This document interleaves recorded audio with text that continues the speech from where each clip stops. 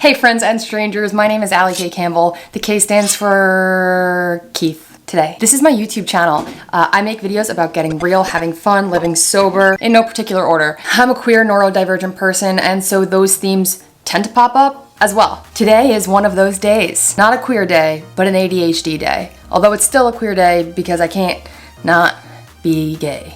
Okay, in this video, you will learn my new top 5 favorite ADHD tools updated for 2021. If you're wondering, like, okay, updated from what? Like, what? It's an update from the last time I made a video like this, which I actually thought was last year. I thought it was in 2020, but apparently it was only April.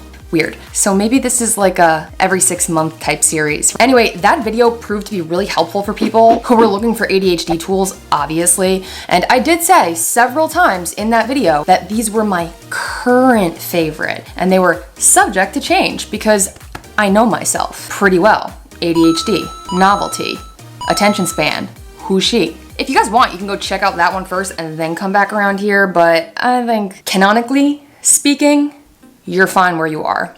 I do still stand by my first top 5 favorite ADHD tools that I put in that video because I still use all of those items regularly. But I've added like new tools to this one, so you can just expand your arsenal.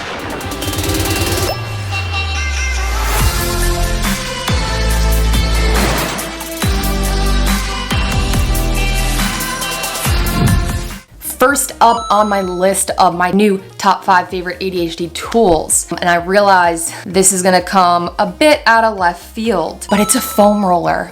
There's hair on my lip. Not like growing hair, like cat hair. That doesn't make it better. It's a foam roller. Just let me explain. I've been experiencing neck and shoulder pain around this area and this area for as long as I've had necks and shoulders. This has been constant, is what I'm saying, and nothing or very few things have actually been able to give me relief in this area of my being, aside from yoga and massages, which really aren't always that accessible. Not that rolling around on a foam is much more accessible when it comes to being like in public places, but actually no, yeah, it is. It is still, why would I be in a public place anyway? It is more accessible than the other two for me, and it offers instant relief. Whereas yeah, a massage does that too, sometimes yoga does too, but I'm talking like instant relief. I feel the pain and the soreness and the tightness melting away from this area as I'm foam rolling. You guys know I'm sober, right? Yeah, I am. So you know why most people get sober, right? I'm going to tell you. Because they had to. Because they couldn't stop seeking instant relief. Here's a little secret, just to let you guys in. We still like it. We still like instant relief when it won't disrupt our lives. Enter foam roller.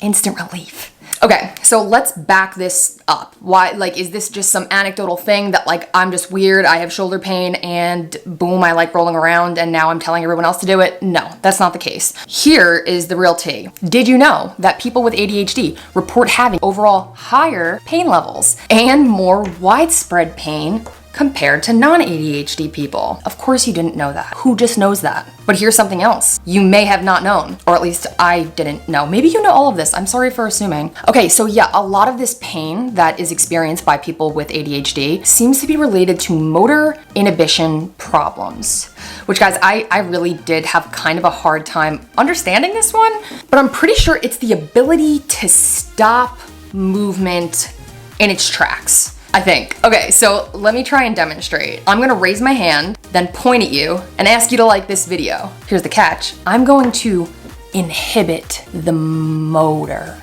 the movement. I don't think I'm demonstrating this correctly. Ready? Okay. Put my hand up. Point at you. No, I would stop doing that. I don't think this is something you can demonstrate. I really hope no researchers are watching this. Okay, so I put my hand up, point at you. I can't inhibit the motor of pointing at you and saying, hey, would you mind liking this video so YouTube can deem me worthy of monetization? Thank you. I'm sorry, this is not a science channel. Anyway, apparently people with ADHD also have heightened muscle tone. Kind of explains Michael Phelps. That's the other reason why we might experience constant tension and like muscular and joint pain compared to people without ADHD. Definitely been true for me. I always kind of had an idea that it was somehow related to the ADHD, but I figured it was more so like stress building up in my body just because I was always so like overwhelmed or anxious, or I thought it was because I have such a hard time sitting still that I'm always like kind of like making weird movements, and I was like screwing with my shoulders or something. I don't know. Pretty much explains it. So I mean, like, what does this have to do with foam rolling? I feel like you guys can kind of see where I'm going with this, but let's explain it. Everything. It has everything to do with it. Since one study in 2015 says that the effects of self-myofascial release, which somehow sounds worse than foam rolling, is in fact very effective for improved joint range of motion and muscle recovery. I'll leave that study for you guys to look at if you'd like in the description of this video. With that, since I ruined the last demonstration, would you guys like me to roll for you? I'll roll for you. F it, why not? Here's my foam roller. I actually just got the same exact one from my mom because she's been having lower back pain. It is pretty thick, pretty solid, I guess. It's foam, whatever. Here we go. Here's the foaming. Here's the rolling. I mean, my pain is mostly in my shoulders. This is where I give it. I hope I don't burn anything down. So you put it on your back and then you go like this. It's the most glorious thing. It's the most glorious thing. Okay, now I have to stop because I'm not even gonna wanna make the rest of the video. Okay. Well, that was a weird thing to do on the internet. Basically what this is saying is that people with ADHD aren't just in existential pain, they're also in physical pain. Or at least I am. So yeah, foam rolling helps. So I got this foam roller really cheap, like 13 bucks from Amazon. I left a link for this exact one. They have different colors in the description of this video if you want to grab your own. Highly recommend it, especially for somebody with tension in their shoulders and neck area. Next, number 2. The Cushion Lab Ergonomic Lumbar Pillow and Ergonomic Seat Cushion. Well, technically it's 2 items, but they kind of go together. These are 2 of the pricier ones on the list, but I actually would have been betraying you had I not included them because they really are one of my new top favorite ADHD tools. I feel like I am sitting on a loaf of cloud bread. I'm sitting on it right now. You can literally, let me show you. Here's the one part of it. It looks weird, like a lung. This is probably the color of my lungs with how much I vape. And you just attach it to any seat that you want. See? Now it's on here. The bottom looks like this. I don't know what organ that looks like. And then you just put it on the seat. So then when you look at them together, oh, hi kitties. I mean, it's not the best looking thing, that's for sure. This isn't a style channel, okay? They're super f***ing comfortable. I can't think of any other like physical item that I've bought recently, aside from the foam roller actually, within the past year that has like made such a major beneficial change to my daily life. It sounds dramatic, but it's true. A lot of people with ADHD do tend to be like restless and fidgety, and I am definitely one of those people. It's also really hot in here. I'd like to turn the air on, but I don't want to make the sound all crazy. I'll just take my hat off. No. Oh, do you like my hat? It says binge thinking. Because I don't drink anymore. Oh my God, Jesus Christ. Okay, I have a really, really hard time sitting still, not only because of whatever ADHD shit is going on, I feel like I can never get comfortable. I'm constantly shifting, I'm putting yoga blocks behind my back. It's really, really annoying. So these cushions were like complete game changers. Significantly increased the level of comfort I experience when I'm sitting at my desk. So that's pretty huge. And despite the price, I do feel like this combo is totally worth it, and it's kind of like an investment when you consider how often we spend our time sitting. I've linked both the ergonomic seat cushion and the lumbar pillow in the description of this video. Like I said, it is a little bit pricey. I do think that they offer Afterpay though, so there is an option to do monthly payments towards it. I also went ahead and went on Amazon to find a cheaper alternative for both. Put them down there too, just in case, but I honestly do not think it's gonna be the same quality as Cushion Lab. Okay, that's a little bit better. I mean, now I don't really match, but it's fine. I look like the camp counselor that smuggles weed into the older kids. Okay, number 3 on my new top 5 favorite ADHD tools is also kind of expensive now that I'm thinking about it. But I promise the last 2 items on the list are free, and personally, I think they are the best ones on the list. It's what we call foreshadowing. My number 3 favorite tool for ADHD is my Nintendo Switch. How the heck did I not add this last time around? I don't have any idea about the science behind ADHD and video games except this like intuitive knowledge that in excess it could probably be bad for us. Yeah, my gut is telling me that it actually might be quite addictive for us if not used in moderation. However, it offers sweet, sweet dopamine.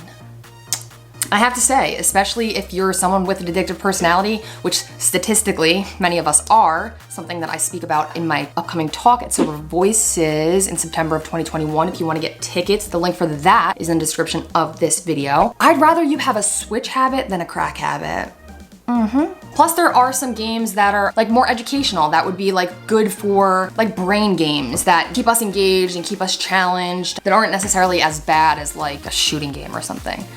I don't know. I've held video games and Nintendo near and dear to my heart for a very, very long time, literally since I was a kid. So I recognize that this tool might not be like A, accessible to everyone, B, or even like makes sense for everyone. However, to give you an alternative for it, but to be clear, I also will add a link for the Switch if you are like the kind of motherfucker who's just gonna click a switch and get it, good for you. My alternative for this would be something that you find fun and engaging that gives you that dopamine hit. For me, it's like, it's playing Overcooked, it's playing Mario. You can find something better than that, by all means, go for it. But to me, like the Switch is at the top, it's the top of the game. You gotta find a way to interact with the system healthily so that you don't like go overboard, but ultimately it's worth it. Plus you can play me on online game. That would be so much fun.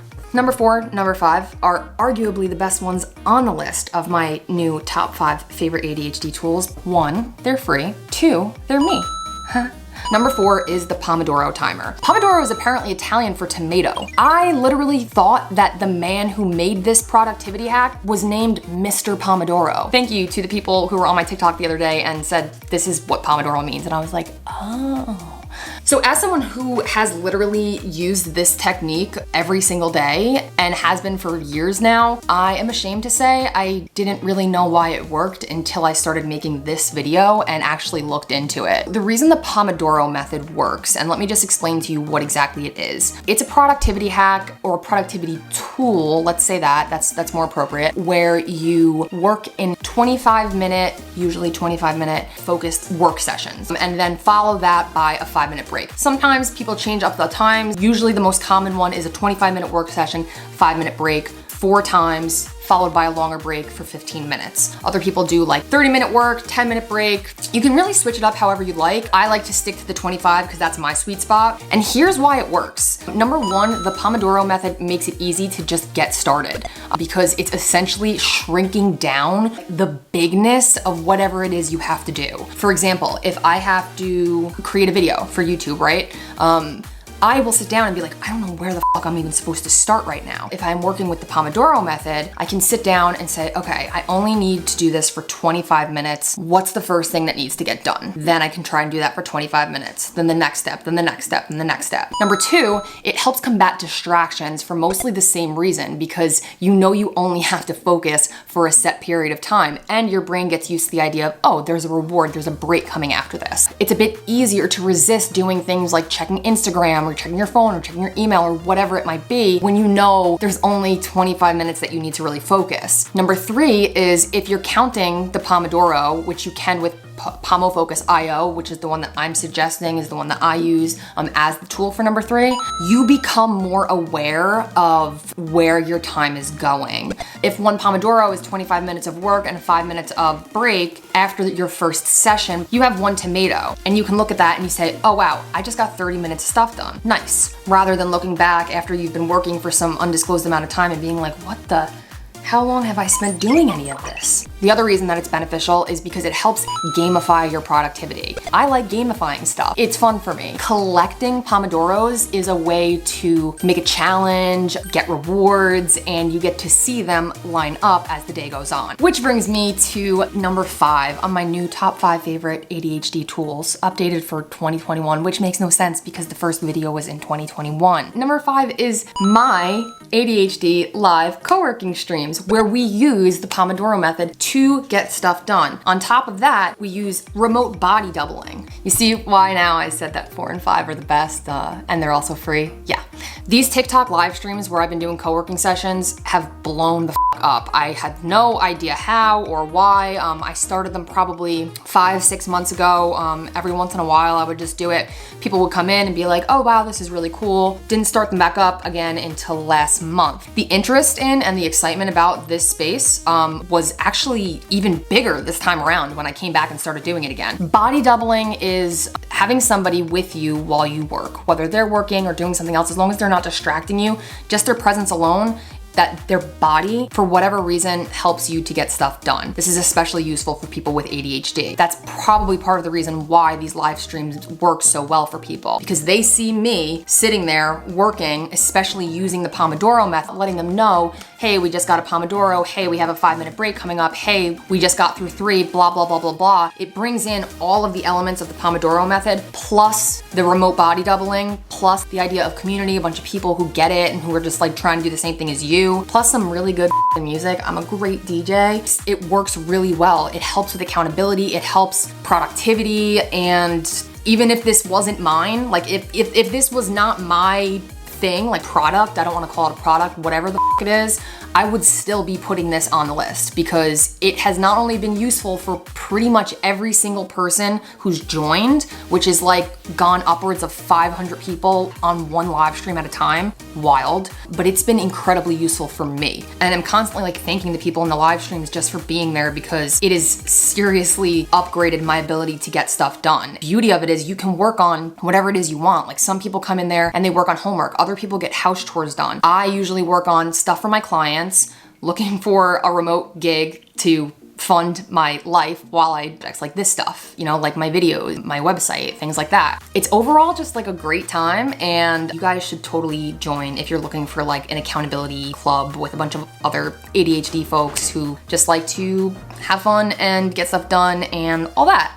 Obviously, you can just go to my TikTok. I'll leave the link for my TikTok in the description of this video. As of right now, the schedule is 10 a.m. to 12:20 p.m. Monday through Friday, and sometimes I do afternoon sessions as well. And I'm actually doing something right now where if I'm able to reap half the price of my rent by the end of September, I'm going to extend the sessions indefinitely to be, instead of 2 hours and 20 minutes, to be 3 hours and 20 minutes. So that will be an extra 2 Pomodoros. It's insane because I'm doing this through my Buy Me a Coffee page, buymeacoffee.com/AllieKCampbell. It is September 5th and I'm already over 75% to my goal. Incredible. And it goes to show how useful other people find this, that they're actually willing to support me in funding me to keep this space alive. I would love to see you there. Let me know that you came from my YouTube channel. That would be fucking dope too. Those are my top 5 favorite ADHD tools right now that I'm using regularly in my life. I'm still using all the other ones from the other video, but these are like the most updated for me right now in this stage of 2021. All the links that you need for if you want to check out any of these things are going to be in the description of this video. If you're still here, I would love it if you subscribe if you want more content about ADHD, queerness, sobriety, all that jazz. This is the place for it, y'all. Thank you so much for watching, and I will see y'all next time. It's been real, it's been fun, and it's been real fun. Bye.